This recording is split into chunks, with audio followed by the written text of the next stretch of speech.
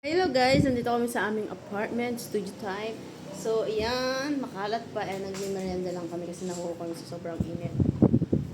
And kinakabit ng aking partner ang blower.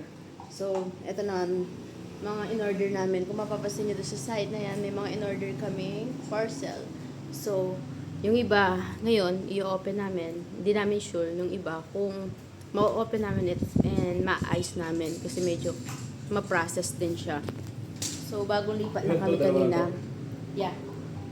3. So, bagong lipat lang kami kanina. Then, medyo makalat pa. Pero nakapaglinis na kami guys. Nakapaglampaso na ako kanina. Then, ayan yung aming blower na isa. Ay, makalat. Tingnan nyo, haggard na ako. Ayan, drawer namin. So, dito lang yan. Magsasarili na kami ng bahay ng aking partner. Okay, so, feeling ko, hindi pa namin matatapos to. Feeling ko, mga June na talaga yung pinaka medyo okay. Na parang hindi na kami pagod or hayahay. Kasi mamaya mamamalingkit pa kami ng mga needs. Marami pa kami kailangan na wala.